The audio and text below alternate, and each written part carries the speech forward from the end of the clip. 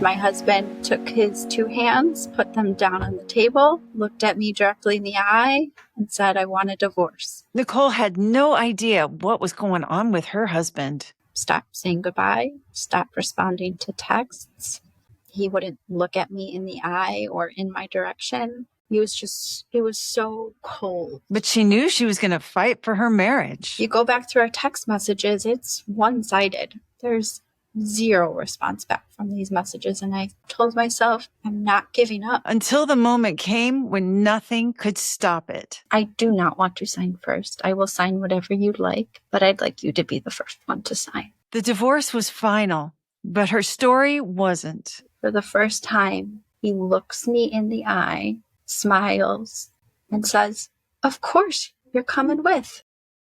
My guest Nicole's husband said he didn't love her anymore and he wanted a divorce. And then he divorced her.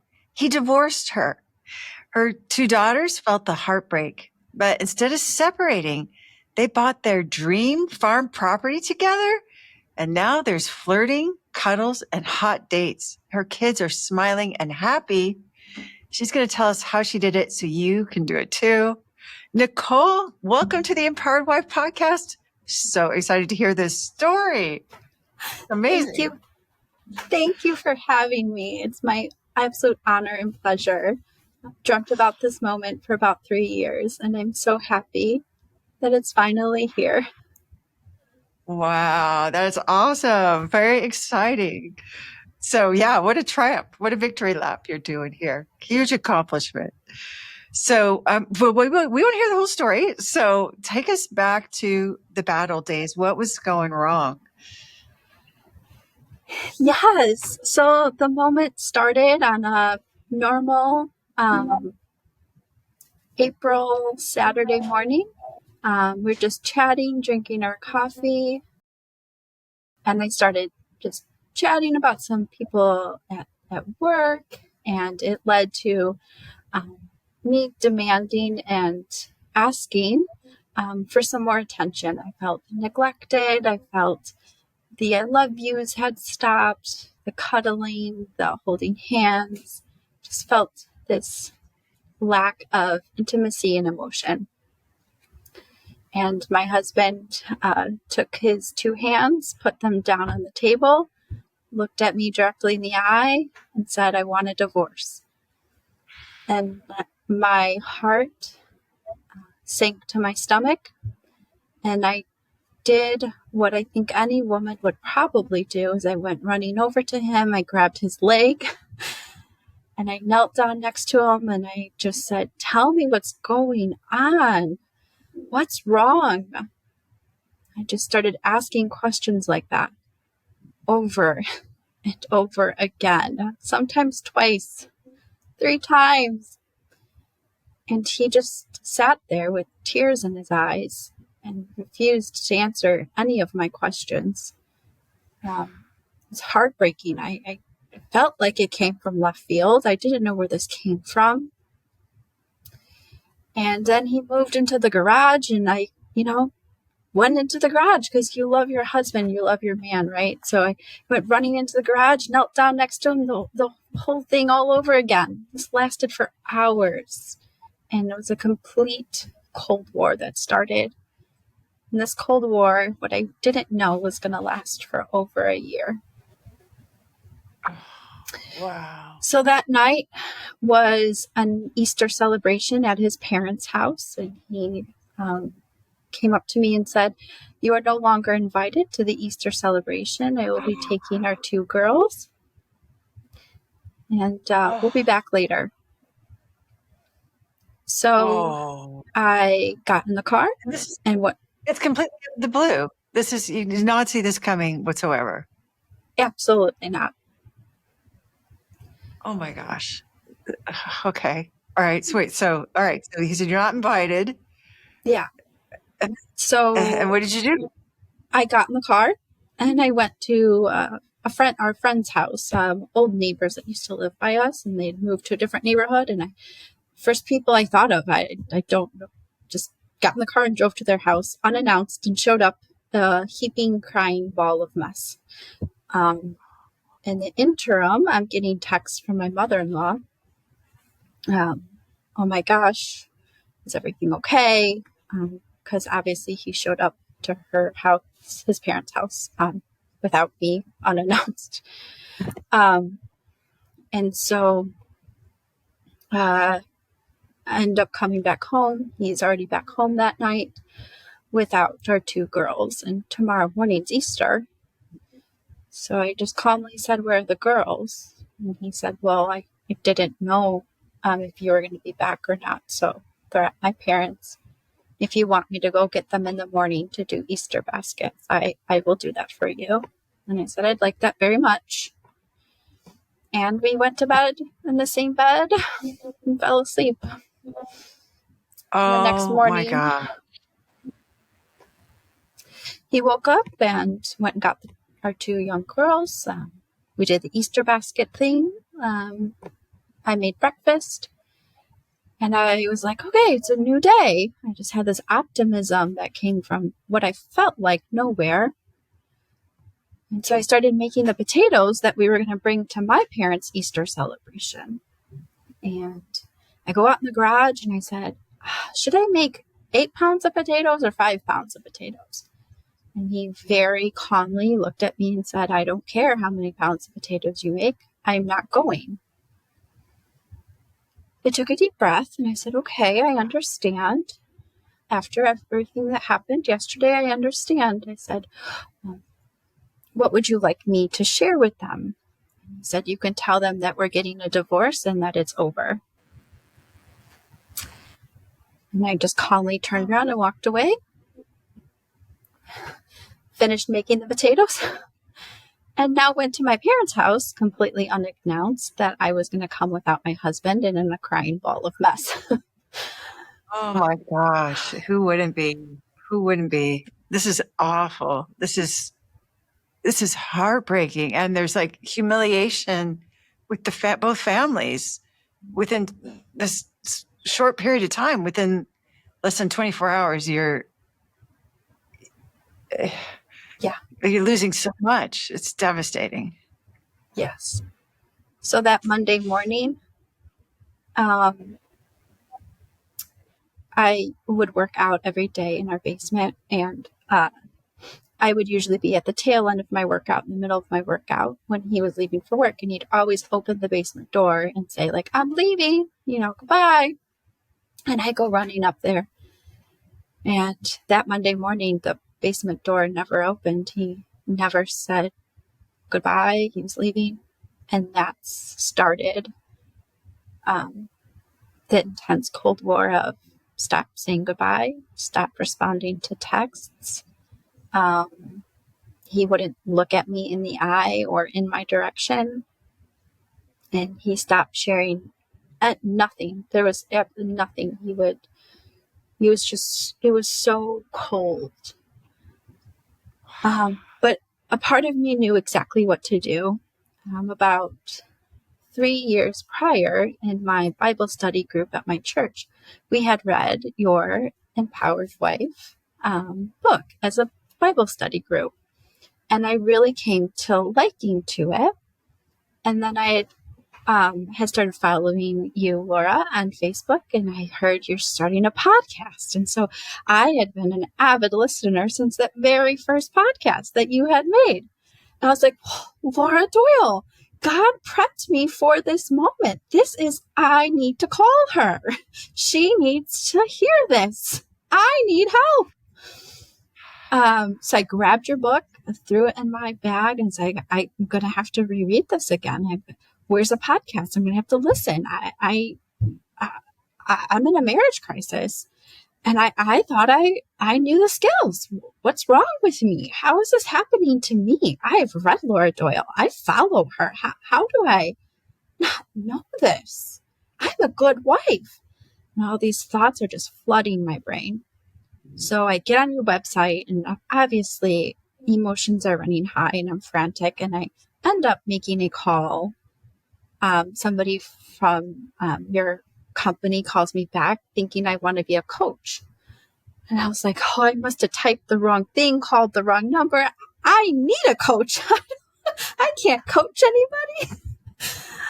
Anyway, long story. They end up setting me up. Your people were so amazing on the phone and setting me up with a wonderful coach. And I dove right in. And so that helped me until the following week. So about exactly 10 days after the official Saturday morning I want a divorce, I'm making tacos for Taco Tuesday in our kitchen. And he came up behind me, put his arm around me, and I was like, yes, okay, it's working. Like Laura says, sometimes it happens in a couple of days. But that wasn't my miracle moment. He was telling me that he met with a lawyer and that this is for real. And he just started rambling, talking to me like I've never heard him talk before. Just a mile a minute about, I couldn't really even tell you what now because my brain was so flooded. And I'm trying to pull a skill out and listen to him. And so there was just a lot of okays. Mm-hmm. Yeah, okay, I hear you. And he just kept going for what felt like hours, which I'm sure was minutes. He said, okay, well, do you need time alone? And I said, yes, I do. I'll finish dinner. I went down to the basement. I just remember getting my Bible out. And I just prayed. And I came up then with the strength to finish dinner in front of our children. Oh. But there's this huge elephant in the room, but I had the strength to do it. A couple days later, he came up to me and said, I want you to know that I don't love you anymore. And when he said that, Laura, I didn't feel it. It just saw pain in his eyes. I was like, you're lying. That's not true. You do love me. The energy surrounding it felt so unauthentic. And he said, I want to sit the kids down on the couch and tell them.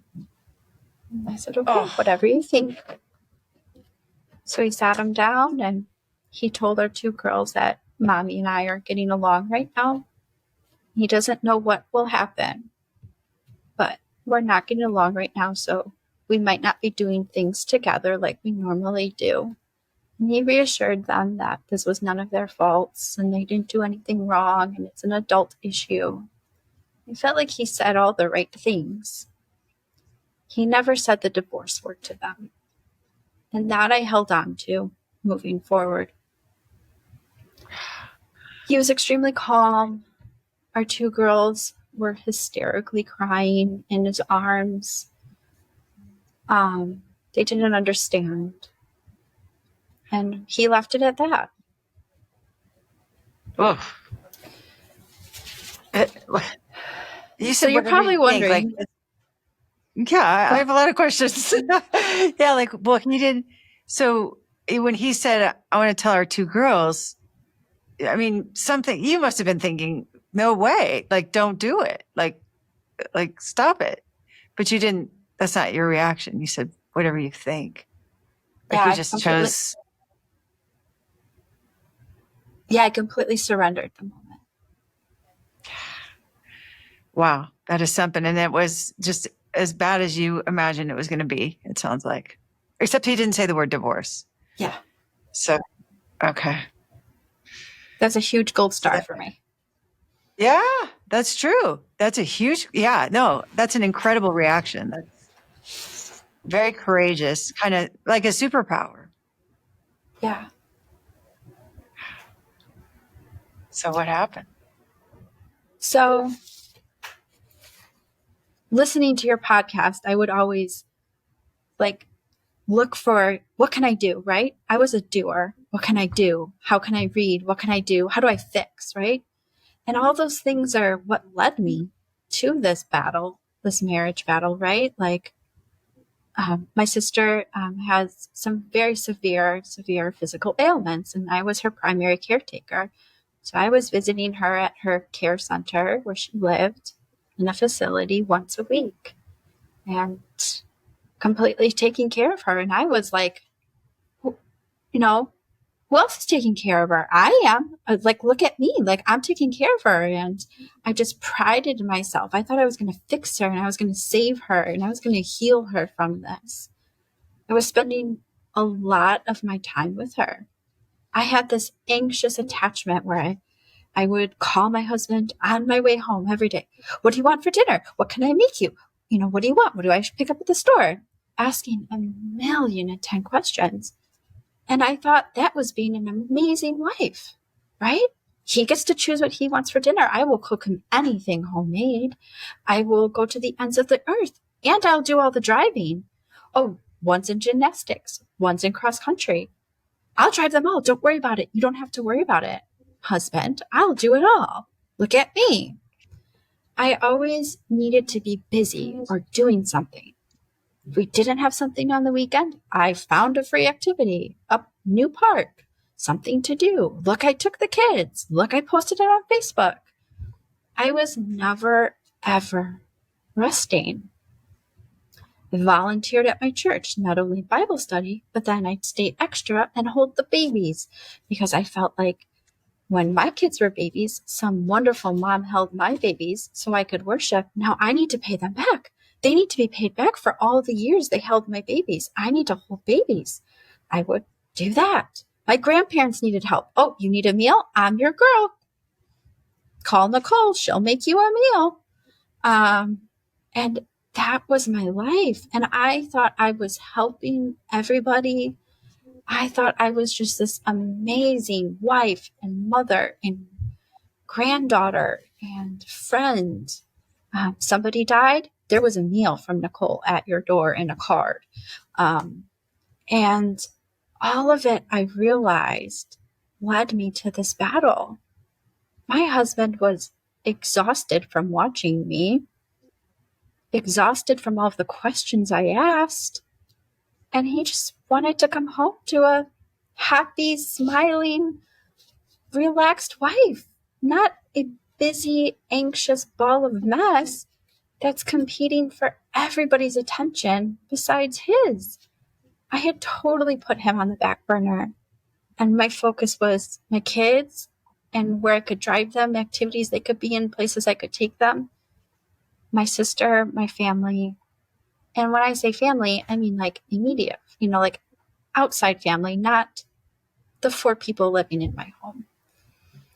So I started this battle. And in listening to your podcast, I would always just listen for these nuggets of what can I do? And so if you don't mind, I would like to read off some of my self-care items that I started doing that really helped me like get into myself and maybe provide hope for any wife that's listening and you're just struggling like, how can I find rest and what can I do? And I need new ideas because I didn't know what made me happy anymore. I didn't know what lit me up. I thought making meals for people and caring on my sisters what made me happy, but I found through your skills that wasn't it. So one of the things I did is I wrote down evidences every single morning. I have notebooks full of evidences that my husband loves me and things I should be grateful for. Okay. Then I challenged myself through your group to send that gratitude text every day. And not only the text of I'm grateful for you taking out that smelly, gross garbage in the garage, but also how it made me feel. It made me feel so safe when you drove us to our daughter's doctor's appointment. You're a great driver. And I would find the smallest anything I could, and I would send that text. Now, remind you, there was absolutely zero response back. Not a thumbs up, not a heart, nothing. If you go back through our text messages, it's one-sided. There's zero response back from these messages. And I told myself, I'm not giving up. He has to see a new Nicole. He has to see a new me. And I have to do this, and I have to do this for myself. I would walk or run until that needless emotional turmoil, that anxiety, that, oh my gosh, I'm getting a divorce. He wants a divorce from me. I mean, sometimes I'd be out there for 2 hours walking until that feeling would go away and I would feel an ounce of like happiness. I would keep walking. I went to all new places. I could not, my anxiety level could not handle even going to a restaurant that we had gone to before as a family. So all these memories would start flooding back and I'd be panicked that I'm getting a divorce. I'll never come back here again with him and our family, and I want the last memories to be good. So I found all new restaurants to go to, new walking paths, new parks. Nothing could be the same. I wanted it all to be completely different on my journey of finding myself and healing my marriage. I told every friend that would listen. I didn't get that note in your book to maybe keep it private, that sharing with everybody that would hear me cry and wail, and it's probably not a healthy thing to do. But later I did have a Laura Doyle apology surrounding all of the people that I told, including his coworkers and his employer, who I called and texted to make sure that they knew what was going on. Oh, Yeah. gotcha. Ouch. Right? I mean, your feelings need their day in the sun. You're going through a lot, right? So what I hear you saying is you needed to share about it and be heard and seen and understood, like every mere mortal woman does. But I think what I hear you saying is there were people you were saying it to, maybe in a way to try to embarrass your husband. Is that right? Like, or to maybe, like, it wasn't just you sharing how you were feeling. You were telling people that maybe you didn't even have regular contact with, like his employer. Is that right? Or Yeah, right. And I was like, what's going on with him? Like, I was looking for pain, as you say in your books, like searching for pain, like, what's going on with him? I'm really worried about him. Is he going through a midlife crisis? What's wrong with him? I love him. How could he divorce me? Like, I'm the perfect wife. Like, I never said anything bad about him, and I meant that. I truly did. I thought he's going through a midlife crisis. Like, he's lost his mind. Don't you? Isn't everybody seeing you? Don't divorce Nicole. Has he lost his mind? Like, right? And so I would look for that, almost like that validation. Like, you are a good wife, and we'll talk to him, and we'll find out the story. Because he fix wasn't. it too. Like, Yeah. And he wasn't forthcoming with what was really bothering him. When I'd ask, remember, he gave me no response. So I was still in the dark about why you're divorcing me in the first place. It's such a mystery. Like, you're just looking for clues, and you're talking to other people. Like, is there a midlife crisis, or what's going on with him? Okay, Yeah. totally get it. Is there another woman? What did you see him with somebody else? What's going on? Did he fall at work? Did he hit his head? Like, what happened? Yeah. I would do the same. Nicole. Yeah. Totally get it. And so my mother-in-law was, huge and integral, and she, helped me fight for my marriage. And you wouldn't think that, right? Isn't that crazy? She's an empowered wife herself. But she's like, we're going to get through this, and we're going to be together. We're going to all be together as a family. And so I had her support 110% of the time. And she was amazing. Wow. What a great mother-in-law. Yeah. So I started going to salt caves, Laura. Oh my gosh, they're amazing. I highly recommend them to any of your listeners. Check out a salt cave, very relaxing. I started kayaking. I started doing coaching through your program, group coaching calls. Then I joined Diamond. I got a private coach. And that was just breaths of fresh air. I remember just waiting. I couldn't wait till the next day to talk to my coach, my private coach, or checking the group. Some of the women in that group that would post every day, like myself, I felt like I knew them. I knew their whole story, They were going to go on a date with their husband. I logged in first thing in the morning to see if they posted an update to see how it went. I didn't have these people's personal phone numbers, so I felt like they were my friends, though, and I knew their whole story. They knew my whole story. We'd lift each other up. I'd be posting in there all day long, all the time, checking. Because, I forgot to mention, I did take myself completely off of social media. I deactivated everything. After he said he wanted divorce, I knew that was the right thing to do. And so your group and posting in Circle kind of came almost that social media fix that I felt like I had abruptly stopped. I got it through positive interactions with other women who were fighting for their marriage.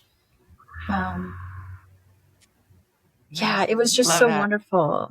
And it helped me to really focus on, in your group, you really encourage us to focus on our wins, and we have to post that before we can post a challenge. And so going back to that evidence list, man, it was easy for me to post my wins because that morning I had written down a whole bunch of wins that I could share with the group. That just carried me through on the worst days, the 2:00 in the mornings when I just can't sleep and he's in the bed next to me, but we have a court date the next day, but he's sleeping next to me and I'm a ball of mess. And we're deciding our kid's future and visitation schedule and our whole kid's future. I remember it was a 45-page long document outlining the child parenting plan. And I remember I was so hung up on that. Like, in 45 pages is my children's life until they're 18. That makes me so sad. And so for those 2 a.m. freakouts when my brain just won't stop, logging into Circle, finding a recorded coaching call, listening to it, reading an article, listening to one of your teachings over and over again.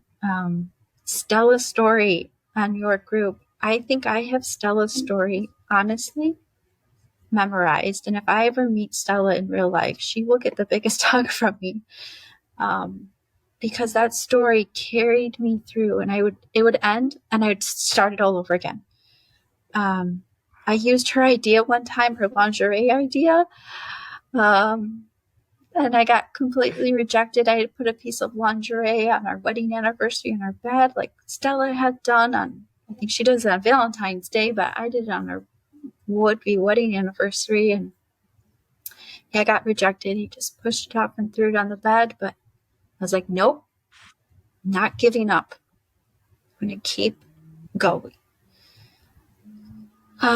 Your books, the binding in your books is, I was actually going to bring one to show you, is falling apart, highlighting Post-its. I would finish one and I would start As Good as It Gets, and I would finish As Good as It Gets, and I would start Surrendered Wife again. I don't know if you remember, but years and years ago, you had posted a book with success stories. It's a little blue book, and there's like tons of success stories. I have a couple of those stories completely memorized of how many times I read them. And I feel like I know those women, even though they don't know me. They carried me through so much. The place that we got married was a dock. And I'd like to share that my husband built that dock for our marriage. So I would go there and I would just pray. And I would just sit there and I pray. And I had to learn how to relax. relax, and calm down, take deep breaths. I wasn't doing that before. So I really had to figure out my nervous system and slow it down. I remember repeating the self-fulfilling prophecy, I am calm, I am calm, I am calm, over and over again. I would randomly take the girls out to dinner because that all stopped, right? We weren't going out to dinner as a family.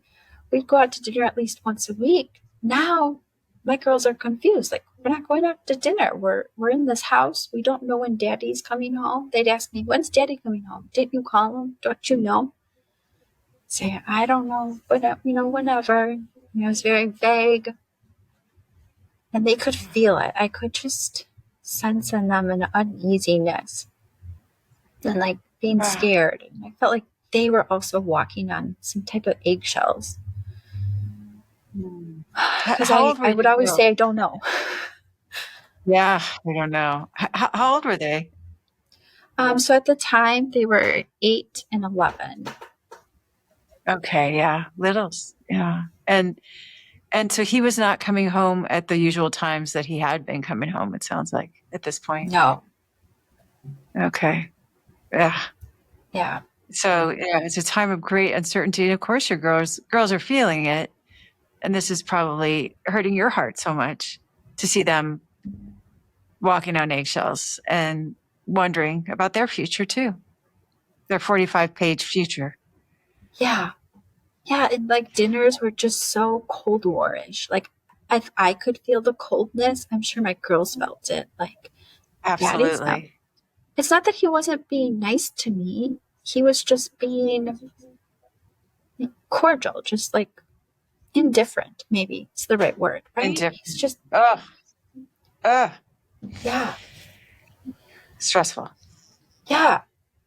So I would Bible journal. I learned to play pickleball, listen to music. I made these vision boards, which leads me to being on a live with Laura with you. It's a couple of years ago. You had called on me, and I had told you my vision for if I could wave my magic wand, what I'd want. And I read it to you.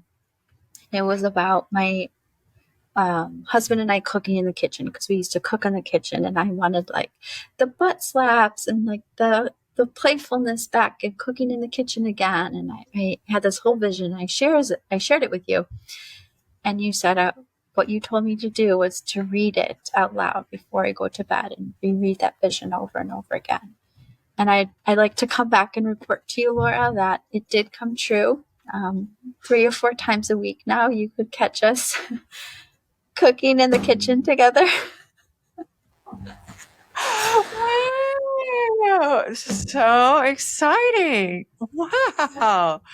I have chills hearing that. So, and this seemed like the furthest thing from reality when you wrote it, when you first came up with that vision. Yeah, it was crazy.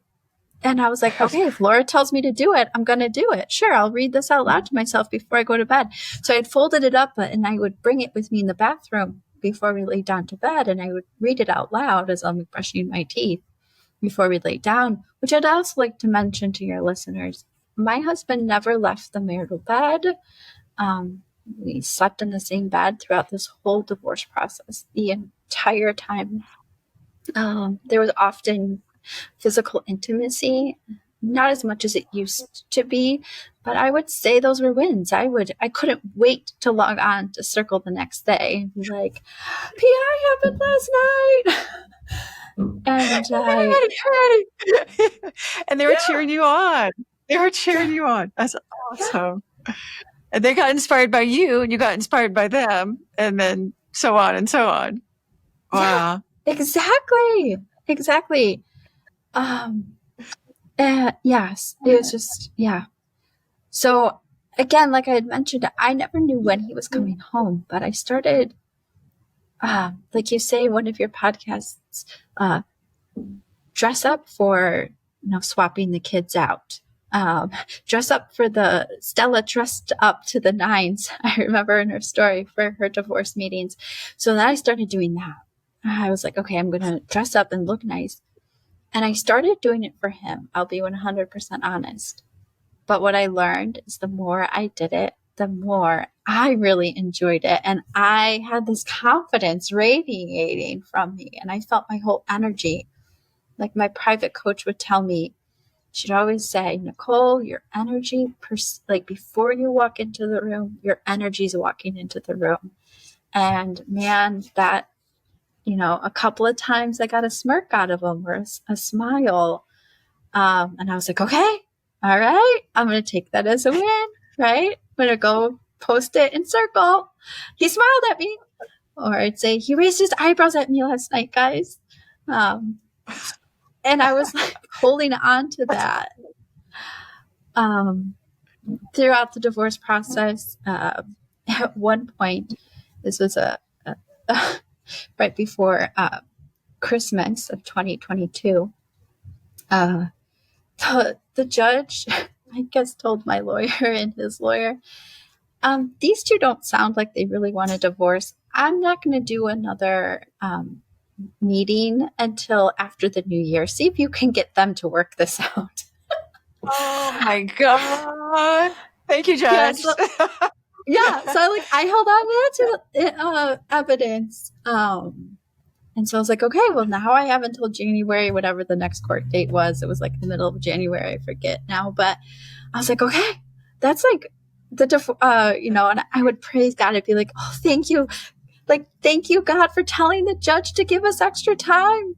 I appreciate that. Thank you. But yeah, I changed my whole being. I changed how I showed up in the morning around my girls. Instead of this busy, got to make your lunches, we got to get to work, we got to get to school, I just slowed down and I went back to that self-fulfilling prophecy. Like, I am calm.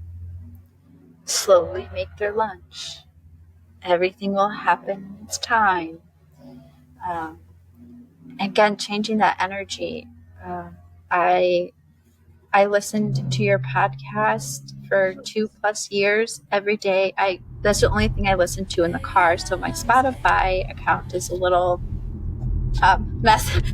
It shows like the top podcasts. It's like how many minutes I've listened to you. But I listen to the podcast over. I have some favorite ones I've written down.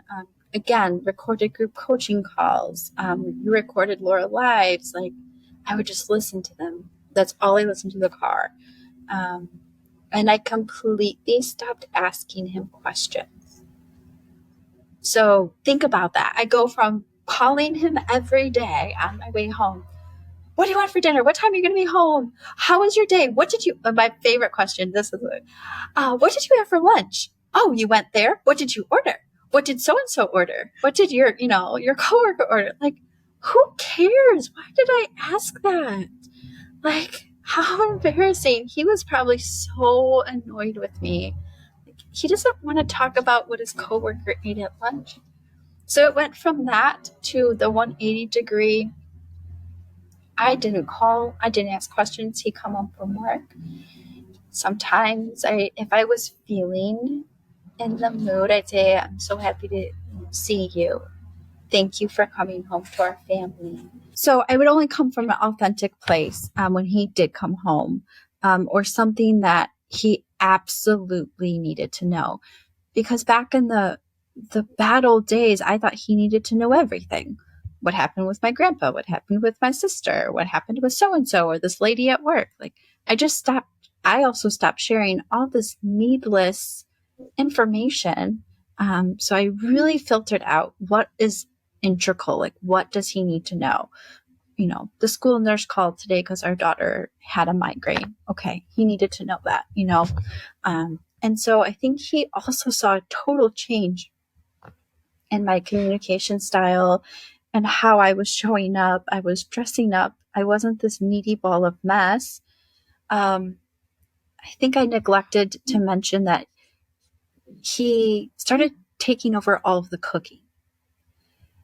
Really? And I will never know Laura, but I have a sneaking suspicion that when he went into his lawyer's office, and because when I went into my lawyer's office, she asked me, the division of duties in the home and who does what and who pays what, and asked all those questions, rightfully so they can get an understanding of the blueprint of our home. And I'm sure that his responses were, well, I come home from work and she cooks, she does all the kids driving around, she does all the laundry, she does all the cleaning, I work and bring home a paycheck, which that's completely admirable. Like, please, he works a manual labor job, so he should come home and rest, especially on like 100-degree days. He should not be then standing in front of a grill and cooking, like, rightfully so. But I've often wondered, and I've never asked, I wonder if he took over cooking because the lawyer's like, a judge might ask you, like, how you're helping. So I don't know. I'll never know. But I would use him cooking, as another gold star, as something to thank him for, something to commend him. I started raving about the meals he made and truly, again, meaning it. If it wasn't very good, I wouldn't say that. But if it was something like tacos that he changed up the recipe, then I made it. I would say, oh my gosh, I love how you changed that. Like, it tastes so good. I would never have thought of that,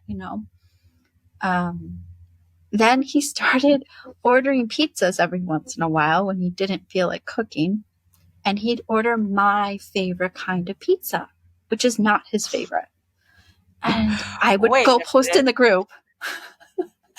Like, he ordered a sausage and onion and green pepper pizza. Oh my gosh. He doesn't like that.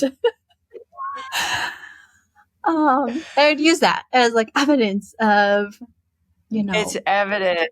Mm-hmm. Yes. He's thinking about you. He wants you to be happy. He was being considerate. Yes. He cared about you. It was care. Yeah. It was care. Right. So I guess, I'd pick his brain. I would use your phrase, for your listeners. Like, if you want to ask him, your husband, for advice, I would use the phrase, I need to pick your brain about something again, but I would filter it through making sure I really needed to pick his brain. And this wasn't just me fighting for his attention or looking for an excuse to talk to him. Anytime he would bring up divorce, or we would talk, and we'd only talk about the divorce in the garage away from the children, they never ever heard us. I would say my same line that my coach and I had practiced was, I would love to stay married. I will sign whatever papers you want me to sign, and I would love to stay married. And I repeated that to him over and over again. Now, this must have been so scary to say. I'll sign whatever papers. Like, you weren't trying to stop him. You weren't dragging your feet. You weren't arguing against it. You weren't listing all the reasons. You weren't saying, but our girls, that's really hurting them. Don't you see? And can't we just try again? And what if we did you ever suggest marriage counseling or? No, I knew from your books and your podcast, I never suggested that. I was like, nope, those words never came out of my mouth. So you were just saying, you were basically living, saying, breathing, whatever you think, I trust you, and I would love to stay married. So the desire going along with his thinking, we're living side by side. But was that terrifying? Was that so scary? It was terrifying because he's talking about like dividing up, couches and, material things in our home. And I'd say, whatever you think, I would love to stay married. Or he'd talk about the parenting plan, or I don't know, just the house, whatever you think, I would love to stay married. And it would come out in this shaky voice. And I could barely get it out sometimes. I would get like vulnerable. Vulnerable was the hardest skill for me and still is. If you ask me, the hardest skill is vulnerable, for sure. I I feel like I'd get these like downloads, right? Where you start to look back, as you're going through this process of restoring your marriage, and you're a fixer like me, anybody listening, you want to how, why, when, where. And I feel like I'd get these downloads. I'd be like, ooh, I could have done something differently there. And I'm looking in the rearview mirror, and all these things are going past me in the rearview mirror. So I'd write these apologies. Laura Doyle apologies. I apologize for, and then stating what it is and walking away. Again, going back to my communication style, this was a stark difference from how I communicated. I'm sorry, the old me, I'm sorry, please forgive me, this needing to resolve it quickly, right? And through your skills, I just learned that that's not the way, and that's not going to help anybody, whether it's a coworker, which I have some great coworker Laura Doyle apology stories for anybody, or your husband. These skills work through everybody that you encounter, your family, your coworkers, your husband. And I remember, Laura, there'd be times I meet my private coach and I'd tell her what's going on, and I'd read my Laura Doyle apology, and she'd help and coach me and guide me how to tweak it. And there's a couple of times that it was so painful for me, and I knew I needed to apologize, and the regret and the hurt was just so much and so overwhelming that I wrote it out. And my coach reassured me that it's okay to read it from the piece of paper if you have to. And that was just so I could stay on my paper and read exactly what I wanted to and say it and with clear words. And I remember a couple of times I did that, and I said, husband, I'm going to read something for a piece of paper. Please understand that this is really from the heart, and it's so that I make sure I say what I want to say. And that's the only reason that I'm reading this from paper. And so talk about like hard, painful things to say. And I would say it and I'd walk away. And I'd like to report now that comes much easier. And the Laura Doyle apologies are much easier. And I actually used one yesterday, and I don't have to read it from paper anymore. Wow. Okay. This is incredible because you were writing it down so you didn't like lose your place, because it was emotional. It was hard. It felt vulnerable. It felt scary. And there's just also that moment of pain, that little lump you have to go over to get to the accountability that you are bringing. And when you say this is a different communication style from saying, sorry, please forgive me, which was about just like, let's have everything be okay again, rather than like, wow, I see how I contributed and I really regret that, which is what you're communicating now. And because you practiced this skill, it comes pretty easy now. You just whipped it out yesterday. You didn't have to write it down. You didn't even have a conversation with your coach about it. It just came out of you because you're skilled. So it's like something you learned and practiced, and now you're pretty good at it. Yeah. And that's what's interesting about these skills is, like I said, I read that book in like 2017, 2018. I forget which year we chose your book. When I was preparing for this podcast, I couldn't find it, but I thought I knew the skills. Like I said before, like I thought I knew them. I read Laura Doyle. I listened to her podcast, and then I was in a marriage crisis. And so to any listener, these skills are deep, and I have to revisit them and go back to them all of the time still. And I thought that I knew them, but until I dove into your community 100 with my whole body, the diamond, the private coach, the community circle, did I learn them like I know them now.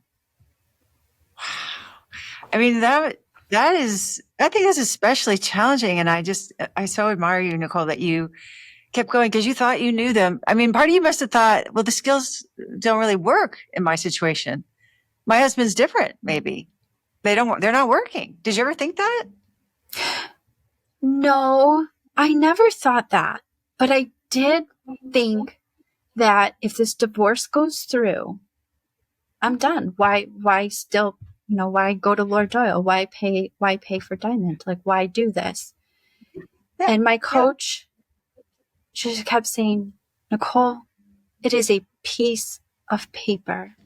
That divorce is a piece of paper, and your relationship is not a piece of paper. And so I would just repeat that to myself too, another self-fulfilling prophecy. This is a piece of paper. And that's kind of how I thought of the money too, ironically. Like, I know it's, divorces, there's fights about money and, things like that. And I would always say to my husband, if he bring up money or taking care of me, which he was always very generous, that was never, ever an issue in our divorce. He was overly generous in our divorce, making sure I was taken care of. But I would say to myself, money is a piece of paper. At the end of the day, money is a piece of paper. And what I really want is my family and living together and my husband. And that means we're poor, then I'd rather that. I'd rather have my family than $200 more in child support. Like, it doesn't matter to me. Oh my gosh. This is scary stuff though. I mean, this is you. I think of that quote from Ambrose Redmoon, who said that courage is not the absence of fear. It's the decision that something else is more important. You chose your family, the most important thing. Yeah. Wow. I love that. So Amazing. I'd like to, if you don't mind, I'd like to fast forward a little bit. So the paperwork comes and the final divorce is going to be final September of 2023. So the divorce started in May of 22 for listeners wanting a timeline here. May of 22, and my divorce was final September 19th, 2023. And the papers come through. Yeah, it comes through. It's done. Mm-hmm. And but I did not want to sign first. And if you ask my coach, we had lots of coaching calls about that, and people in circle, they know me. That's an I can't for me. I cannot sign first. I don't want this. And I've been completely surrendered, but it was an I can't. So I did go up to my husband and say, I do not want to sign first. I will sign whatever you'd like, but I'd like you to be the first one to sign. And 2 days later, he signed and sent it on over. And I went to my close friend's house, and she held my hand. And I docu-signed. And we prayed together in that moment. Just kept asking for a miracle. And she helped repeat to me and remind me that this is just a piece of paper. That it's not even a piece of paper, she would say. Like, you just docu-signed something on a screen. We're not even holding it. And she was with me the rest of that night. The whole night, I chose to go out to dinner with her and just kind of have that, like you say, let my feelings have the day in the sun, that this is over. But I'm still in Diamond. And I still have work to do. And we still live under the same house. So it's just a piece of paper. People get remarried. You have tons of success stories of women getting remarried. And okay, just change my focus. And I can do this. And so get through the holidays, and I get re-invited back to Christmas and Thanksgiving. So I show up to Christmas and Thanksgiving, and his whole family is so excited to see me. Oh my gosh. Mm-hmm. We're together with the girls. We show up. We take pictures. It's incredible. And my coach just kept encouraging me, don't bring up leaving. If he really wants you to leave, then he will tell you that he wants you to leave the home. Because according to the divorce documents, I was supposed to leave 30 days after the divorce. So that would have been, beginning of October, middle of October. And I just duct taped, didn't say a word, didn't ask any leading questions, and kept showing up dressed up letting my energy precede myself, smiling, showing up as the new Nicole, practicing the skills, never asking, do you want me to leave? I'm supposed to leave. According to the divorce, I'm supposed to be out of here. Nothing. Yeah, that was hard. That was really hard. I mean, of course, you're kind of waiting for that other shoe to drop. Like any minute now, he could say, well, you've got to go. Today's the day you got to move out. It's been 30 days. What are you still doing here? Yeah. But he didn't do it. No. So he hands me the settlement money that I'm supposed to get. And he comes up to me. Again, all of this back to our conversations are always happening in the garage. And I also like to mention, he has not told the children still that we are divorced, nothing. The divorce, he has not told them. They have no idea that we just signed paperwork that we are divorced. They don't know. So he hands me a check. And as he's handing it to me, Laura, he is trembling. His whole body is just shaking. And he hands it to me and he says, this is what the paperwork, he doesn't need, again, he's not using the word divorce. This is what the paperwork told me I need to give you. I gave you some extra too. Here you go. So I took a deep breath and I was so skilled because I knew what to do. And I knew that this moment would be coming. My coach and we had talked about this at nauseum. So I showed tons of gratitude. Thank you so much. You are a generous man. You're the most generous man I've ever met. Thank you. I said, I have one question. How would you like to share this with our children? And he looked at me and said, I don't know. I'm going to the grocery store. He came back about 2 hours later, Laura. You know how they say, like, you should never go to the grocery store when you're pregnant or hungry? He came back 2 hours later with, I'm not exaggerating, probably every item that Trader Joe's grocery store sold, things that we don't even eat. And I was like, okay. He just just did that. Okay. So I realized, okay, now I should probably make an appointment with a realtor. Now I have the money. The divorce is final. So I make an appointment with a realtor to try to find some place to live temporarily until I decide what I'm going to do with the money, if I'm going to buy my own place, what I'm going to do. But just help me find an apartment or something. So I make an appointment with her. And I tell my mother-in-law. She gets very angry and upset. Don't do that. He hasn't asked you to leave. There's still time. There's still hope. You're giving up. You're giving up. Don't give up. I told you don't give up.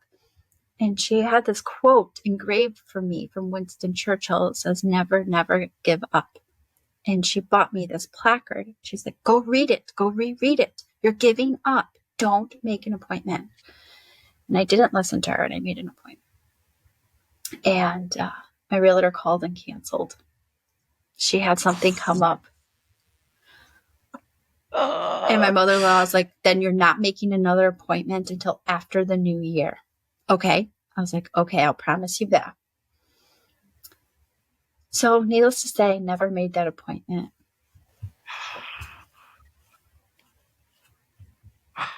You never did.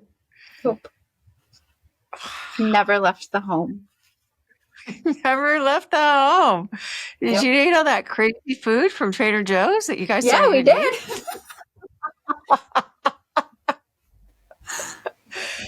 Wow. What an experience. I could just totally picture it. I mean, this is a dramatic, it's such a moving moment. Him trembling while he's handing you that check and then saying, I gave you a little extra, like all that work, a year and a half of negotiations and paperwork. And then he gives you the check and it's more than it's supposed to be. And then you call the realtor, and you have some people in your corner, your mother-in-law saying, don't do it. But you did it. And then she cancels and you never reschedule. I mean, this is like, it's a magical experience you're having. So what happened? Okay, so this is the most magical part. So how I know it's working and how everything completely changes is fast forward through your group and through everybody people in your group are going on these, self trips. There's trips by themselves. I could never do that. I was, again, so dependent on everybody and so nervous and so a ball of anxiety that I could never go on a trip by myself. So I had booked myself this kayaking trip to a town about 2 hours away from our home, not super far. So I'm packing up that Friday night. I was going to leave Saturday morning. I'm packing up that Friday night. Again, it's like March, spring break-ish time. And I'm packing up for this trip and I'm so excited. I'm going to do it. I'm going to do it. I'm going to prove it to the loyal Doyle community and my accountability in the group that I went and did this self-discovery trip into my private coach, and I did it. I'm going to go kayaking by myself. And he approaches me again, Laura, in the garage. And I was like, of course. Well, okay, here we go. I'm thinking, all right, this is the moment. Even though I have all these gold stars, all these evidences that things are getting better, right? Going to Christmas, going to Thanksgiving, physical intimacy, I've got lots of things going in my corner. He says, I'm going to sell the house. And he said, okay, whatever you think. And there's just these long pauses and he's pacing back and forth in our garage. And so he goes, yep, just so you know, when you come back on Sunday, the house might be in like a complete shamble. I'm going to start doing some small projects, like changing the light bulbs, just small like things. He goes, and a realtor will be here on Tuesday. So just so you know, somebody else will be in your home if you wanted to put anything away, valuable or whatever. It's like, I'm going to walk around with her Tuesday, just so you know. I wanted to communicate that to you so you knew. I didn't want you to be scared when you came home on Sunday that the house might be like, I might be painting and stuff. I said, oh, okay. So again, I'm in another one of these moments of what would Laura do? And I'm just grabbing skills like, what do I say? What do I do? And I don't think he would have advised me to do this, but it's the only thing I thought to say. As I said, okay, when you decide to move with the girls, can I go with you? And Laura, for the first time since April of 2022, we are now in March of 2024. For the first time, he looks me in the eye, smiles, and says, of course, you're coming with. Oh. And so now my stomach, my whole heart is in my stomach, but for good things. And I'm like, it's working. I did it.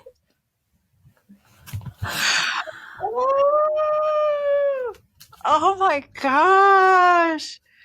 And it wasn't just like, oh, okay. It was like, of course you're coming with, like he assumed it already. Like it was like a no duh. Like, why are you asking?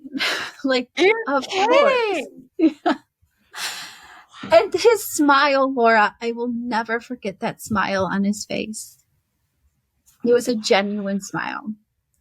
So I will save all the middle. There's like lots of huge miracle moments, but fast forward, he includes me on everything.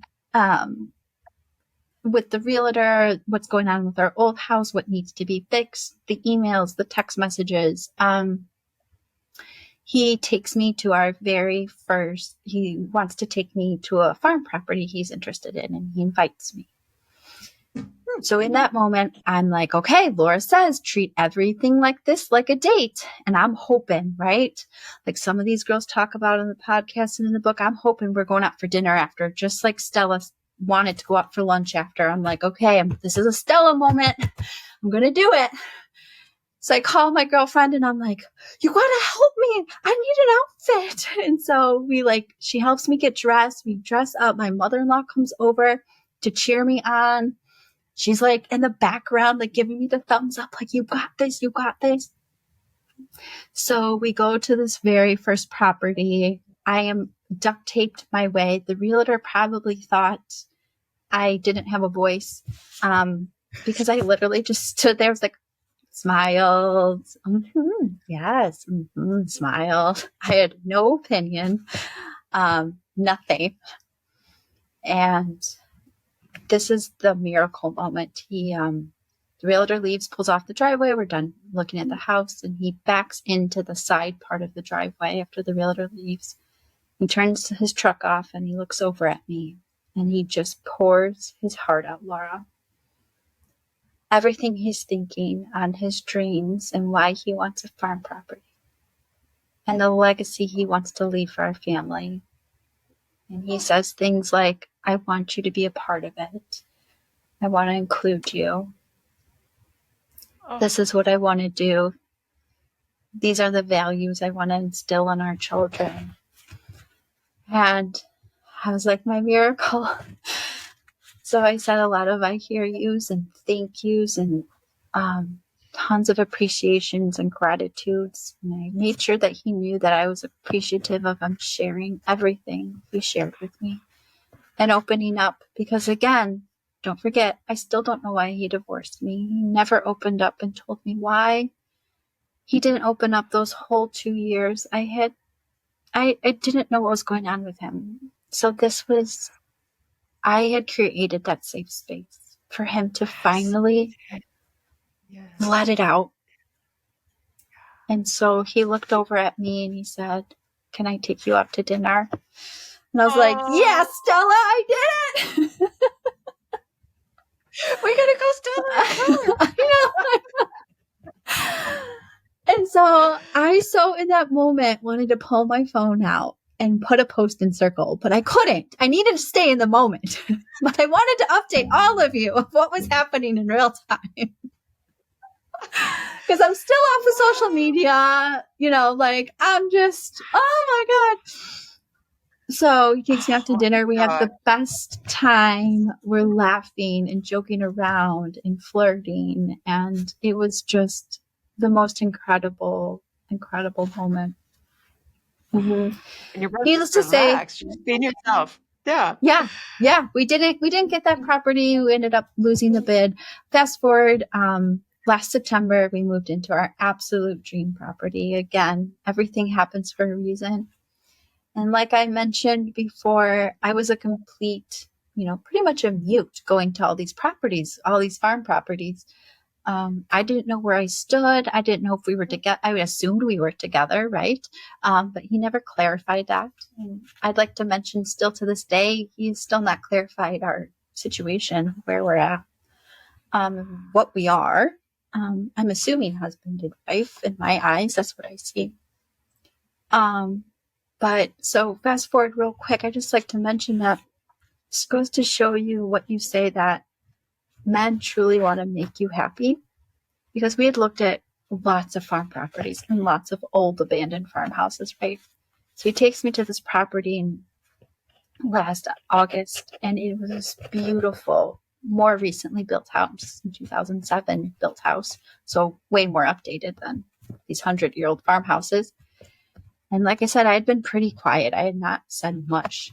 And we walked into this house, and Laura, I could not hold my excitement. I shout out loudly, say, I just love this house.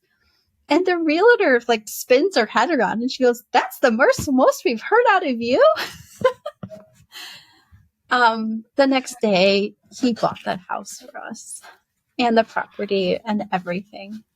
The literal next day, he put in an offer and we got it.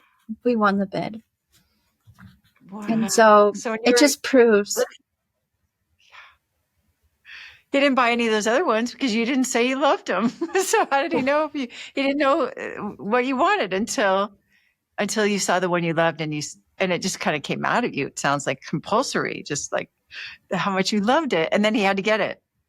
Yeah, it's like the energy thing where I felt the energy, I felt compelled, it just came out of me. It was 100% authentic and vulnerable and natural. Amazing. Beautiful. Incredible story. Wow. And a miracle. It's an absolute miracle, isn't it? It's an absolute miracle. Everyone would have said, I mean, yeah, everybody would have said, give up, right? A lot of people probably did tell you to give up. Were people telling you to Tons. give up? Oh, yes. Even people at my church were telling me to give up. There's no hope. Like No hope. he's done. Yeah, you shouldn't let him treat you that way. Right? They probably said stuff like that. But Oh, you didn't yeah. listen.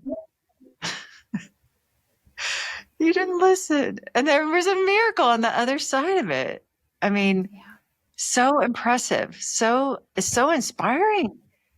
This is what's possible. Okay, so what's it like now? Yeah, I'm so happy you asked. Okay, so the physical intimacy has increased. It doesn't feel so like cold and, it feels passionate and that he's there with me in the moment. It's completely different. I would say almost like dating PI. I mean, it's amazing. He asks me about my day and my family. My sister just had a baby, very interested about that and asking about that. He talks to me about his job, things going on in his job, talks about his family. He doesn't take phone calls, out of the room anymore. I could be in the room next to him cooking and he's talking to his mom. So we have new neighbors, right? So I'm like, oh, interesting. How is this going to go? Like, how are you going to introduce me, right? And he has introduced me to any new neighbor we have met as his wife. Wow. And this is my wife, Nicole. Yeah. Oh my gosh. Oh my gosh. That must have been music to your ears. Yeah. Wow. So it's like I would tell my coach, you're right. It's just a piece of paper. It's just a piece of paper. Okay, what about the part where he said he didn't love you anymore in the beginning? He has not said I love you. But I'm not holding on to that, and that's not where my focus is, because I still write those evidence lists. For example, yesterday, I had some people coming over to my house, and our trampoline had kind of gotten a little wonky in a storm. And so the old me would have huffed and puffed and, why didn't you fix it? And I have people coming over to my house. But the Doyle, Nicole, I just went up to him before he left for work and said, I realize today is going to be a 100-degree day and it's going to be very hot for you outside. And you probably just want to get to work early, to get your workday started. I am feeling embarrassed by the state of our trampoline when I have some friends coming over with young kids. I think I would love for it to look a little bit better. He went out there, Laura, fixed it before he left for work. I mean, I was like, you love me. You don't do that for somebody you don't love. You'd be like, forget it. She's just nagging me, like, too bad. Her friends are just going to have to deal with it. It's just trampoline. Yeah. Yeah. The action says love, and love is an action word. So you've got, your evidence is more than enough, it sounds like, to make you feel loved. He smiles at me. He looks at me in the eye. He tells me where he's going. I'm going to the dentist. I'm going to such and such store in such and such town. I mean, he leaves his phone out, face up, charging. He'll leave his phone out and go take a shower. And I have no more, thanks to you, Laura, you've healed me from that. I have no more temptation to even look at his phone. I have no desire. I don't want to go through his phone. I don't want to look for pain. I don't. I'm like, oh, his phone's sitting there. I wonder if he knows it's there. Like, whoa, that is a stark difference from 3 years ago. Oh my gosh. That is like amazing because those times when you were calling the boss, his employer and everybody else and trying to figure out what happened. You would have loved to scroll through his phone and find things out, but not anymore. It's not even tempting. Not even tempting. And let me tell you the best thing that happened yesterday. You'll love this. So on our new property, we have a golf cart. Okay. And we started taking golf cart rides, just him and I. And I didn't hear him come home yesterday. I was downstairs doing self-care, scrapbooking some pictures and collaging some things in this junk journal I'm making. And I heard the dogs kind of go crazy, but I was like, oh, whatever. I had music going. So I came upstairs to check our dinner because it was in a crock pot. I was like, oh, he's home. That I didn't even hear. So I went outside to greet him because I usually greet him every day. And my heart kind of hurt. Like, oh, I didn't greet him when he came home. He's worked a really hard day in the heat again. And he was already on the golf cart. So I just waited at the top of us, like this hill by our driveway. And he saw me and came zipping around from the way back of our property. You could hear him coming around. And he pulls up like on two wheels. And he goes, hey, sexy, would you like a ride?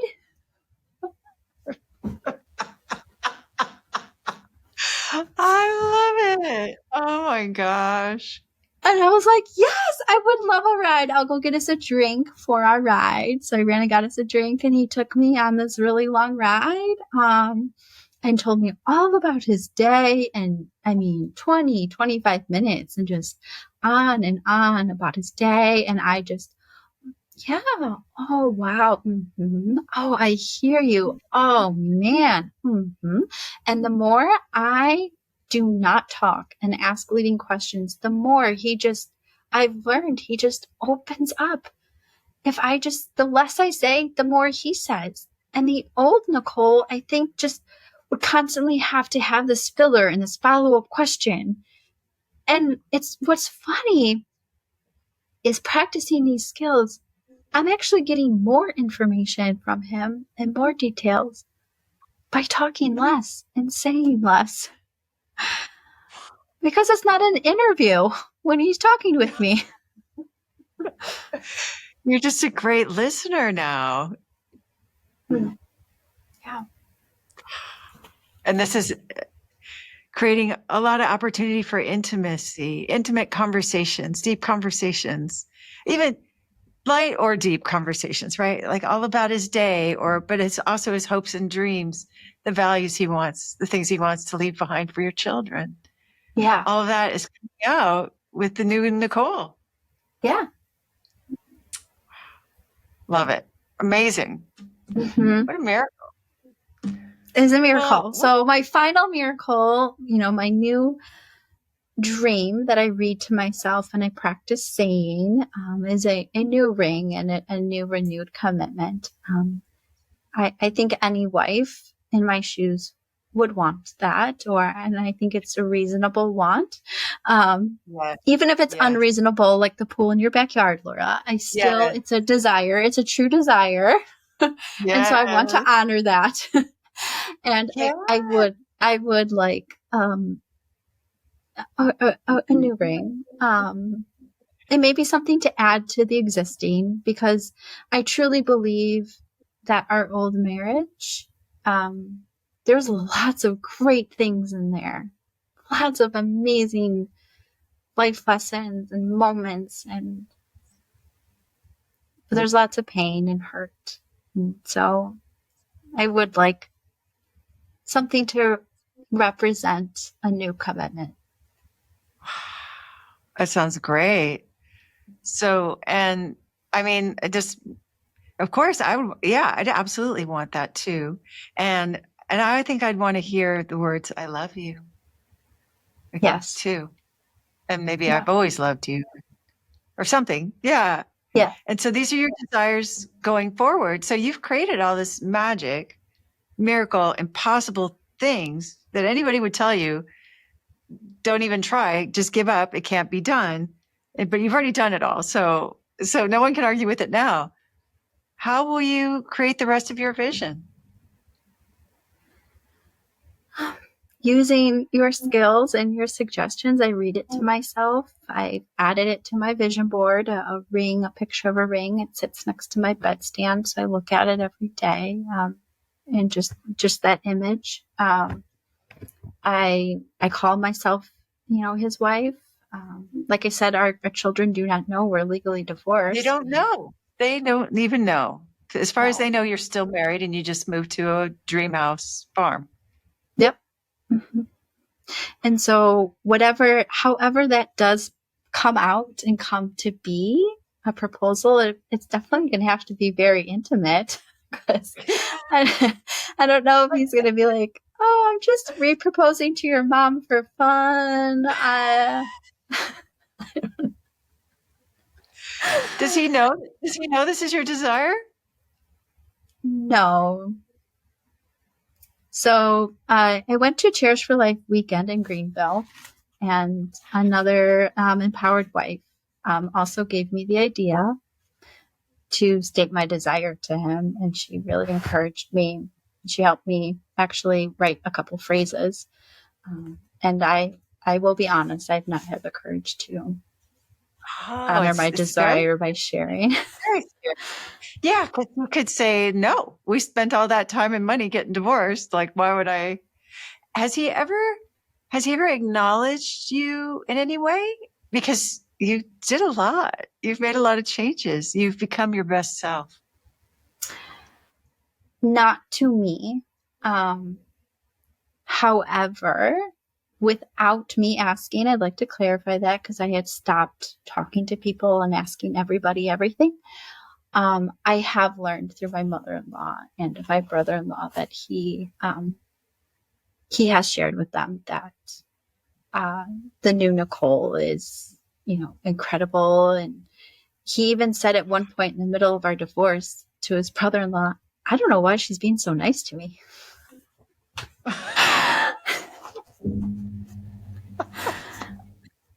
That must have been a great moment.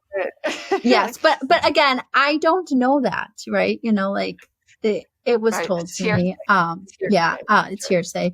But I do know that there was moments that he did have his doubts, and people have shared that with me, again, not by me asking leading questions and trying to dig up dirt, but people have shared with me that, he was contemplating calling his divorce lawyer and calling it off because things have improved. I think he's a man who, he means what he says, and he says what he means. And he said he wanted a divorce. He said he was going to get a divorce. And it was like a desire that he had, right? A self-care, a desire, something he had, and he had to see it through for whatever reason. And I might never know, and that's okay. I'm truly, from my private coach, from help and all the coaching, I'm okay with that. I truly am. I think that's amazing. That's like saintly, superhuman level surrendering of Nicole. It really is. And I admire it so much. I can't think of anything I admire more than this incredible commitment and courage you have shown to stand for your marriage and stand for your family. Even after the divorce happened, like the piece of paper, the piece of paper went blowing by in the breeze or whatever, not even a piece of paper, a DocuSign, like zeros and ones on a computer. It's extraordinary and it's just so inspiring. So I just, kudos to you. It's just amazing. But so what would you say? What would you say to Nicole if you could go back in time and tell her what you know now? Take a deep breath. Relax. You're not going to get your fulfillment or your empowerment from doing more for people, or fixing people. You can't fix people. You can't do things for people to make them love you. How people treat you and want to be around you is the energy that you give off, and your sincerity and your vulnerability. And it's not about being the best or being the first done or the fastest or the quickest or cooking the best chicken pot pie. It's for being truly authentic and being calm and being a soft spot to land instead of a needy, anxiety-filled mess. Wow. It's incredibly accountable. It's like you've been on this turbocharged self-improvement journey to become authentic and vulnerable, and to become the best Nicole. And here you are. You're the best Nicole now. And your husband finds that irresistible. Like you're your real self. Is that a fair way to say it? Yes, I would say I'm like a better version of myself than I've ever been. I think I have more confidence now than I did when I was 23. Yeah. Oh yeah. You sound it. You sound very confident. In fact, and I want to borrow your brain to tell us, like, for someone who is where you were, where her husband's saying, I want a divorce. There's a Cold War. I'm not speaking to you. I don't love you anymore.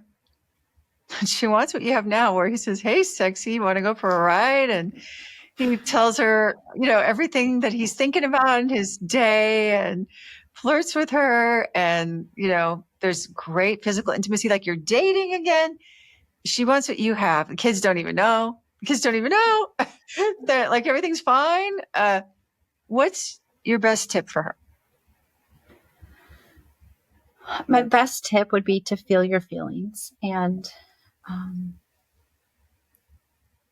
let those feelings. It's okay to cry like I did on your basement floor, on your bedroom floor, your bathroom floor. Like, feel your feelings. Let that energy come out of you. You have to let that. It's okay. And then after you get out of that needless emotional turmoil, that net, and you felt your feelings, start listing all your gratitudes. I mean, down to the oh my gosh, you should see some of the gratitudes I'd come up with, down to the littlest things. I found myself to be such a negative Nelly in person, and always having like these and critiques, and this could have been better and that could have been better, right? Because I'm a fix-it, I'm a perfectionist, I'm a needy emotional mess. So to go back, and when I focus on gratitudes, and that's the first thing I do when I wake up in the morning, is everything that's happened in the last 24 hours I could be grateful for. It does prime your brain to keep looking and scanning the environment for more things to be grateful for. I'd gotten this idea from this one book of carrying a rock around with you in the pocket. And every time you put your hands in your pocket or touch the rock, that's called your grateful rock. And so I guess it doesn't have to be a rock. It could be any object. And so I'd be in the middle of my work day and I'd put my hands in my pocket for something. And if you touch it, the promises with yourself is to say something you're grateful for. So I'd carry around this rock in my pocket all the time. And that would help remind myself to remember to be positive and grateful for all the things I do have. And that the divorce doesn't define me. And I'm not unwanted or unloved. I am empowered and gratefully loved and beautifully made. And this divorce doesn't define me. And I don't have to share this with anybody. And so I would tell her, just find your close tribe of people. Join Laura Doyle, join the circle. Those girls will carry you through. What's exciting about Circle, everybody, is people from all around the world. So when you're up at 2 a.m, somebody in Australia might be waking up, and they see your message and respond to you right away. So it's wonderful. I would highly encourage anybody. It saved me. That was inside of the Diamond program, maybe, or Ridiculously Happy Wife program that you were in Circle. Yeah. Yes, both. Yeah. Yeah. So, and what would you say to somebody who, how did this impact your children? Like, let's just. Oh, they're totally different. Totally. You should hear our dinner time conversation. I mean, it is laughing and smiling and giggling, and there's pillow fights, and they're involved. Oh, real quick, something else my husband did, is he started Sunday night family dinner. So at a certain time, it's usually between 5 or 5:30, everybody, no cell phones, and we meal prep and we have Sunday family dinner. We watch a show together. So he started this new family legacy of Sunday family night dinner, and that has totally transformed the emotional climate in our home. I mean, it's just so loving. And even my oldest is going to be a freshman in high school, and she just opens up and tells us all the new lingo and the new words. It's just such a supportive, loving environment where I think they feel heard. It's not eggshells. There's no Cold War. Wow, that's great. Well, I have got to congratulate you, and you richly deserve and have earned this Best Wife Award. Congratulations. I mean, who would have thought that any of this was possible? But you never gave up. You always had hope. You always chose your faith over your fear. And now there's a wonderful family and pillow fights and meal prepping together and Sunday family dinners and rides around in the golf cart and compliments and cuddles and everything that everybody wants for their family life. And you did that. Congratulations. Thank you, Laura.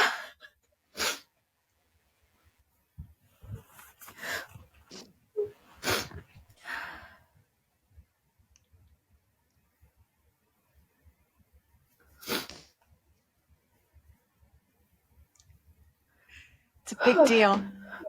Thank you. This moment is like surreal. Thank you. Yeah, I bet it is. I bet it is.